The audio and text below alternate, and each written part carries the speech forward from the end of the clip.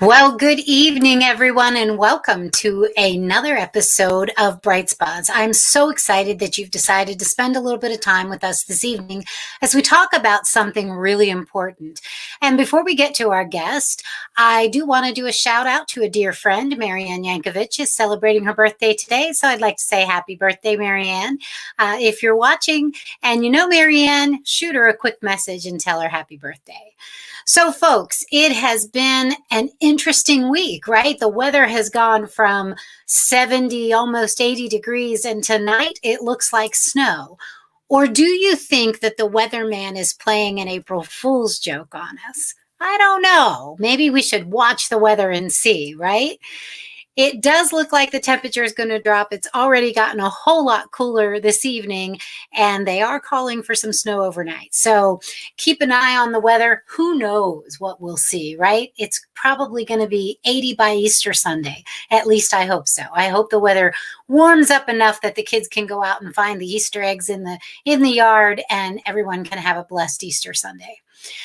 So tonight we have a local young lady, and her name is Jakelyn Moran. And Jakelyn is the director and founder of Valley Behavioral Health in Bridgeport, Ohio. She guides families and special education teams in designing optimal educational and community services for children with autism and developmental disabilities. She specializes in creating effective learning environments and real-life strategy. She is a board-certified behavioral analyst and master IEP coach, and she resides in St. Clairsville, Ohio. She has worked with individuals with autism spectrum disorders, intellectual and developmental disabilities, behavioral disorders, and mental health diagnoses since 2009. She is a therapy provider as well as an educational consultant in schools.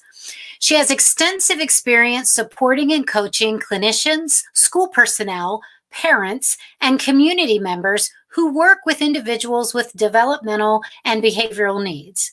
She is striving for the dissemination of effective treatments for individuals in need in the Ohio Valley. She hopes to educate parents, schools, and community members in order to provide the best support to the growing population of individuals with behavioral and developmental needs. Ladies and gentlemen, please welcome to the Bright Spots studio, Miss Jakelyn Moran. Hi, Jakelyn. Hi, Lori. Thank you very much. It is great to have you here in the studio. So tell us a little bit about your journey to working with folks with developmental disabilities and autism. I'd love to know how that began. When was that seed first planted, and what brought you to the work that you do today? Yeah, so I, like many young people, was in college and not really 100% sure what I wanted to do. I had taken some psychology classes, I had done some research in looking at autism in the brain, and I had a cousin who had worked in the field, and she said, I think you'll love this. I am from Pittsburgh, so I was working in that area in mostly homes with families with autism and other diagnoses, and I fell in love with it. And then, I had a supervisor, and she just did some amazing work and provided me a lot of guidance. And I was like, what do you do? And so I really fell into just behavioral methods of treating individuals by looking at the, why they're learning, why they're not learning, and just being able to look into that for each unique individual child and how they learn, and kind of fell in love with that and just really got me hooked in this field. Okay, so you started your work not here in the Ohio Valley. You started in Philadelphia, is that correct? Pittsburgh. Okay. And what brought you here to your location in Bridgeport? So the services are a little bit different in Pennsylvania. There's people get services through Medicaid, and they're more readily available, but it was difficult to really be able to see the children I was serving enough. And just the way that I had an opportunity to work for a center in Ohio, and just saw that the opportunities were better to be more effective out here. So I came to work right at a little center in Bel Air, and it closed down.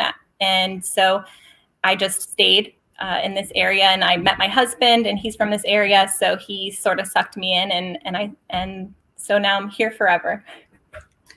Well, that's good. I know that the Ohio Valley is glad to have you and your husband both here, living in the St. Clairsville area. And you were renting space for your school in the Bridgeport Lansing area, correct?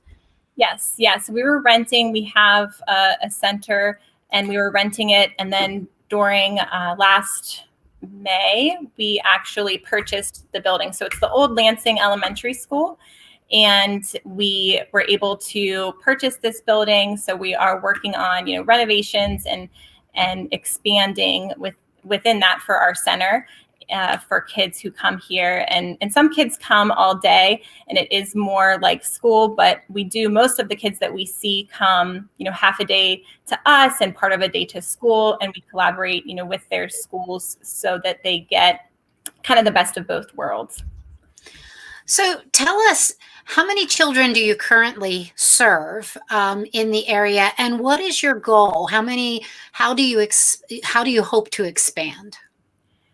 So we see overall many, many kids. So at our center and looking at the kids and adults that we serve one-on-one, we're about 15 to 20 kids, with a few about a handful, 5 that regularly come to our center. The rest we see either in their home. We're working individually with them and their family. And then in our school districts, we have close to 60 to 70 students across the few schools that we work with that we support in some capacity. So sometimes that's just coaching to their team and supporting their teachers, and all the way to actually working with them daily to help them build skills. So our range of how often we see our kids can really vary based on their needs. And we definitely see a few in our center and a lot more in the districts. My dream is to really maybe keep in our center capacity, just double that. We have, like I said, we're renovating some space, and we like to stay small so that we can make sure that we're giving high quality services. And but I think, if we can, double that and over the next year or so, that would really be ideal to be able to have a nice group of kids here and a nice variety. So, Jakelyn, one of the things we really wanted to talk about tonight was how the pandemic has had an impact on all children, and especially those with developmental disabilities or autism. So would you share with us a little bit how the pandemic has impacted the work that you do, and what have you seen in the children that you serve? Yeah, so it's been an interesting ride. Unfortunately, at the beginning and for a long time, a lot of the individuals that we see were not getting, a lot of their services weren't available. So, schools weren't able to do face-to-face, and most of the kids that we serve struggle with virtual learning. So while other students were doing virtual learning and that may have been effective, a lot of our kids struggle with that. So as much as the schools were trying to reach out and support, a lot of the individuals in special education were sort of hit a lot harder because they weren't able to access that. And, it wasn't the school's fault. It was really just, it was a pandemic and nobody knew what to do. So we were fortunate that we were able to support some of the schools that we work with and having some of those students receive services here. And we have some good relationships with a couple of the districts in the area, and they were able to get those students that have needs some services during that time that were face-to-face. Being that we had just bought the building, we had lots of space that was empty, so we were able to spread some students out and get their needs met.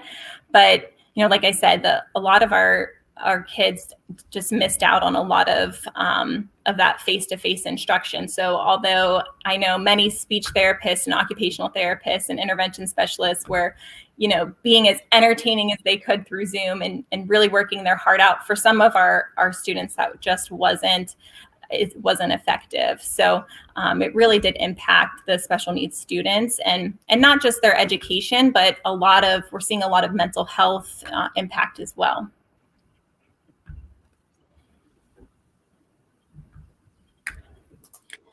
So what advice do you have to parents of children with special needs, and how can they be sure that their children's needs are being met during situations like this, like the pandemic? I mean, we pray we never have to see the worst of it as we did in the past year. But we're not sure if the pandemic is going to end or if we're going to see another resurgence. So, what advice do you have to parents who might be tuning in on how can they make things better for their children during this time? Yeah, so I definitely have a couple tips and a few steps that parents can take to make sure that they're getting their kids back on track during this time. A lot of individuals with special needs in schools will be receiving special ed services, and that means they have what's called an IEP, which is an individualized education plan. And I advise parents to just review that and see, what are the goals that are there for your child, and are they still important? So, during the pandemic, a lot changed. There was this whole huge amount of time where your child has developed, and maybe some of those goals or services need to be changed. So as you're looking at that, to just look at that plan if you have one. If your child doesn't, then just evaluate what are their needs right now, and pick one or two things to focus on. A lot of students are getting overwhelmed because I feel like we are back in school now and we're trying to, make up for lost time. And, we don't want to overwhelm the kids. We really want to make sure that we're meeting their needs, but not increasing to that stress level. So just, step one is really evaluating what are your child's needs now? Is it the same? If you do have one of those IEPs, maybe, look at that and make some adjustments to what the goals are, and give your input. I know a lot of times families don't know what their input should be. And, schools always ask parents, like, what is your vision for your child's future? And that's part of that document. But usually it's like one or two sentences that parents will give. Really think about what is your vision that you want to accomplish this year, and what are your overall goals? Because it is so different and unique for every child.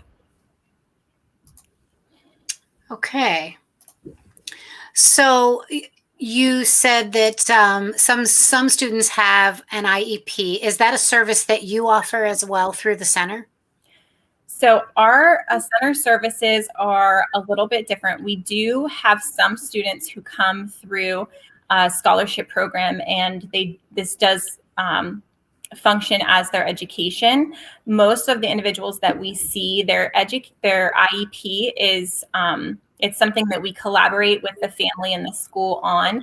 So they receive all of those services from their district, and our services are either funded by insurance, or we do have some kids, in the summer who will come, and we do provide services towards that plan. So it just depends on the students. Like I said, some come through insurance where it's totally separate, and some we are working with the school and providing services through the district. And then in that case, yes, we are a part of that. We're a service on there, or we're support for the school and things like that.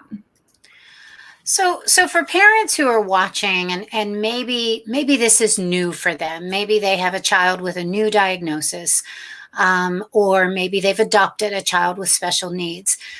What type of things should they look at in their environment? And does the environment have an impact on the student's ability to learn and focus?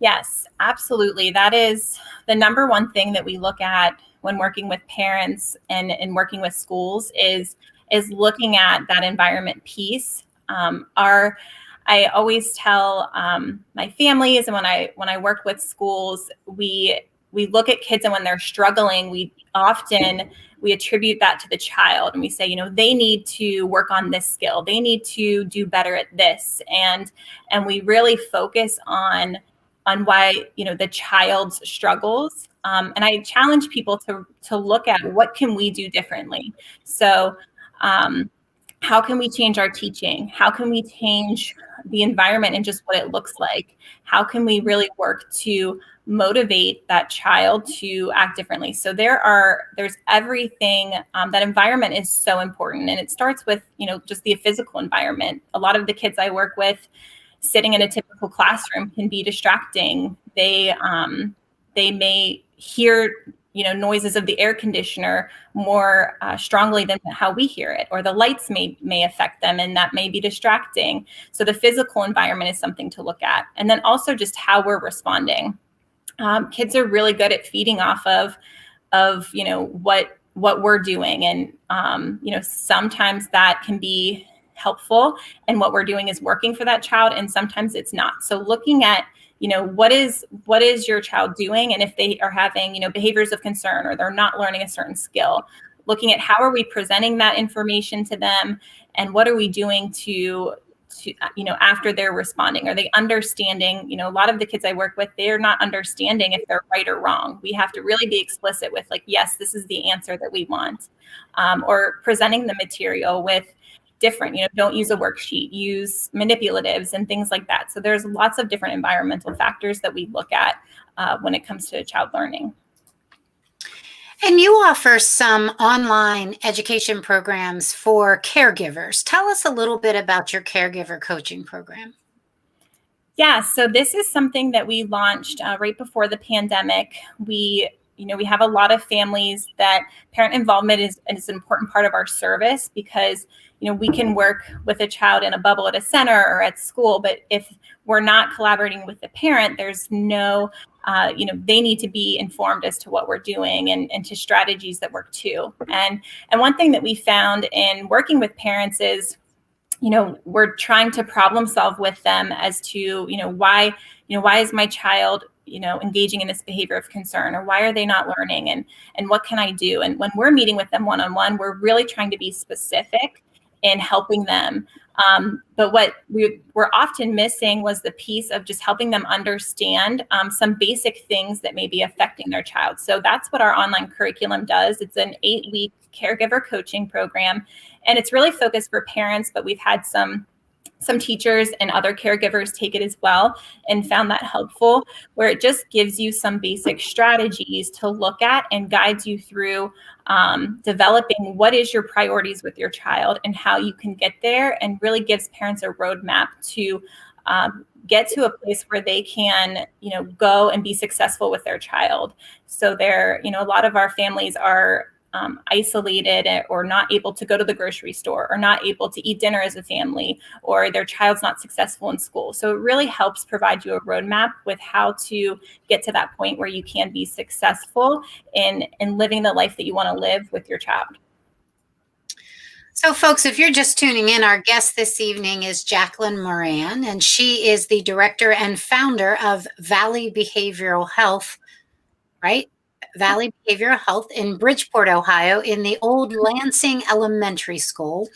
She and her husband have purchased that school and are renovating and are serving a need in our community that is truly, truly beautiful. Jakelyn, you are absolutely a bright spot, and I'm so glad that you decided to come and make your home here in the Ohio Valley to serve our community. Have we left anything out that you wanted to touch on this evening? I do want to touch a little bit about Autism Awareness Month, as that's coming up this month, and then also really let families know that if you are struggling, whether it's with your child's education, or your child has needs and maybe you don't have a diagnosis, you're just not sure what's going on, to reach out for help. A lot of times contacting your pediatrician, contacting the school. A lot of times parents just don't reach out and ask questions. And if you reach out to your teachers and your school teams, they're willing to help, and they want to support, and they may not realize that something's a struggle if you don't bring it up. So reaching out to your pediatrician, and reaching out to you can give us a call, and we're more than happy to consult and talk with parents on what your struggles are, and if we're able to help you. And just don't try to do it alone. When your child is struggling, it's, all parents want is to make that better. So, know that there are supports, and if you have trouble finding them, we're here to help, and there are people there to help guide you in the right direction. Okay, and folks, if you'd like more information about Valley Behavioral Health, you can log on to valleybh.com, and You might want to give it a day or so. I know that Jakelyn and I were having some difficulty logging on this evening, but her webmaster is on it. So write that down, valleybh.com, so that you can find additional information. And Jakelyn, if parents are watching and they're interested in reaching out to you, is there a phone number that they can reach you at? Yes, they can reach us at 740-298-7078. And they can also follow us on Facebook. If you go to facebook.com/valleybh, we post often and have lots of different updates and information on there as well. All right. And so we do have a question from a viewer. Sam Miles Bell is asking, can you help with getting an IEP? Yes, absolutely. So if you are a parent and you think your child needs an IEP or you're concerned about their education, we do offer IEP coaching. So that's a service that's, especially during this pandemic, has really been near and dear to my heart. I work and help the parents and school teams really collaborate and work together. So you can give us a call and we can definitely look at what your individual child's unique needs are and help you get their needs met within your school setting. Okay. Well, Jakelyn, I thank you so much for joining us here, and we look forward to seeing how your program grows. It sounds like you are making a huge impact in the community for our special needs folks, and we do appreciate you very much. Sam does say she will be calling you, so there you go.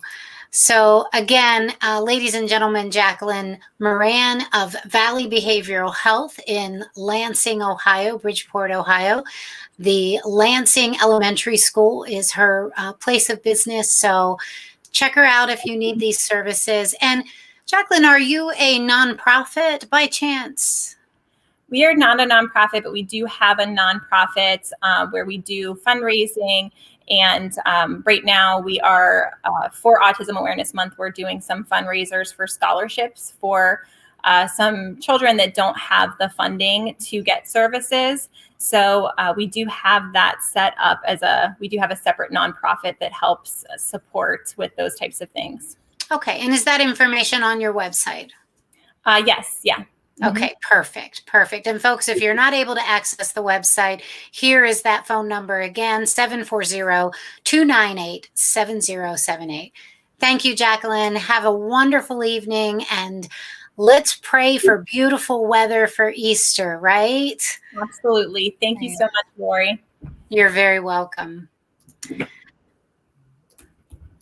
So, ladies and gentlemen, that concludes another episode of Bright Spots. But before we go, I would like to give you some exciting news. Angela Prim, who is a well-known gospel singer, recently released a book. It just came out today on Amazon, I believe, or maybe tomorrow on Amazon. And it is called... Let's see. It is called So You Say You Want to Sing, Memoirs of a Background Vocalist. Angela has been the background vocalist for some of the biggest and brightest stars, and she is now an independent artist with the Gaithers, and she travels all over the world and sings. And I am so excited that she has agreed to come on Bright Spots next week for a special episode on Thursday night at 7 o'clock to talk about her book. So if you are around next Thursday, mark your calendar and plan to come Thursday night at 7 right here to watch Angela Prim talk about her new book and her schedule for the coming year. And we also have next Wednesday, JJ Conway, who has a program called Building Wealth Together. And JJ is a retired military young lady, and she's got some great stories to tell and some exciting stuff to share with us. And that will be our regular show on Wednesday, April the 7th. So I hope that you can join us. Do I have the 7th on both those dates? No, I don't. Good. There for a minute, I thought I made it the same date both times.